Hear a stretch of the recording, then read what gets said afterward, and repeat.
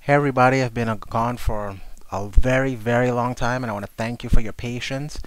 Thanks to my lovely girlfriend, she allowed me to borrow her laptop so that I can at least put up a video. I don't have my capture device working yet, so I don't have any new duels, any new interviews, but I can at least make a video about the latest going-ons in Yu-Gi-Oh! So it seems like summer vacation's over and it's time to go back to Duel School.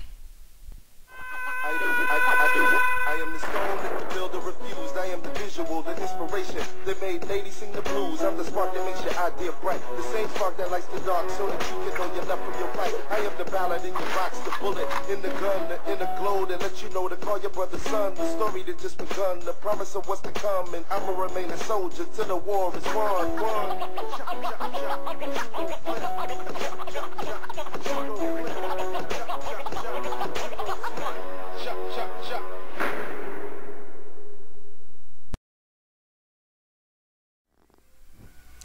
First, let's take a look at some growing trends as far as decks go that are currently happening in Yu-Gi-Oh!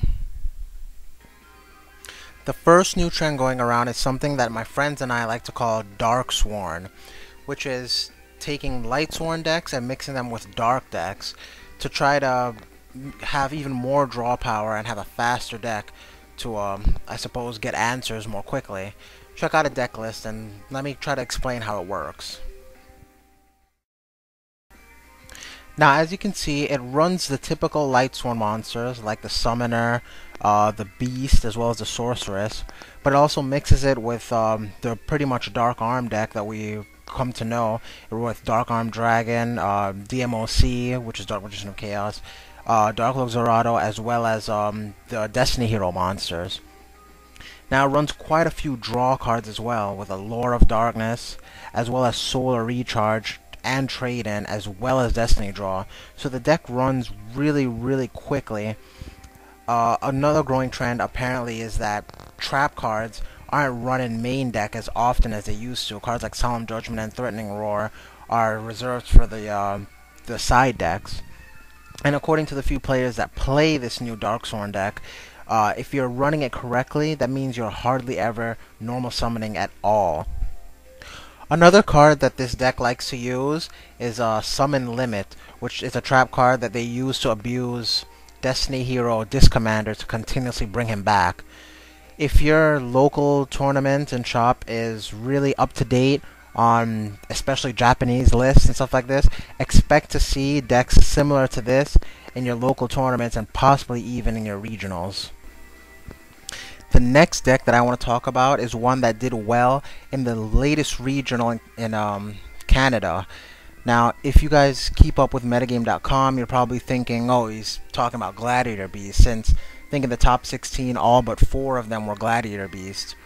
But actually, you know, I'm not talking about Gladiator Beast. Now, we know Gladiator Beast is a very good deck. It's come into its own, and it's really strong with plays that, like, you know, you use Prisma to target Glacerus and ditch Beastrill, special summon Test Tiger, send Plasma back, tag in Darius, special summon Blasterus, contact Fuge for Glacerus, whatever its name is, destroy 2 cards and then attack and then tag out again. Like, we know Gladiator Beast is good, but the deck that I'm talking about is actually something completely different. It did top 16 and it's actually Soul Control. Check out this deck list.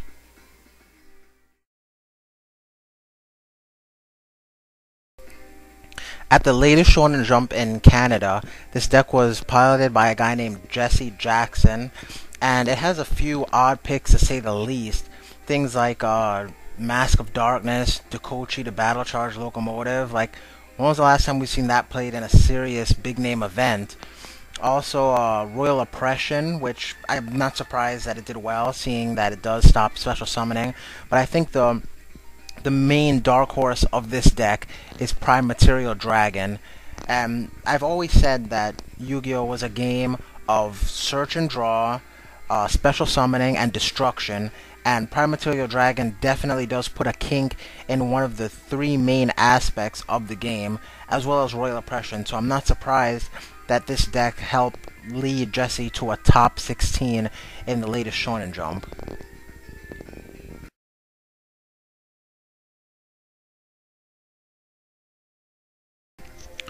I also think this deck was side decked beautifully.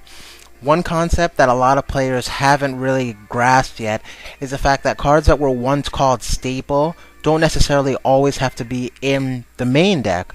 Like, for example, his Mystical Space Typhoon and Heavy Storm are in the side against possibly Burn or Lockdown, but in any other matchup it really isn't needed, so it's side decked, which I believe where it belongs. Pulling the rug for the mirror match, I guess. Light Imprisoning Mirror because a lot of people are using Lightsworn monsters. The Kinetic Soldiers in there for, I suppose, 6 Samurai decks. And Dust Tornado for a little more destruction. The side deck is very well thought out, and I think it helped them in a lot of situations.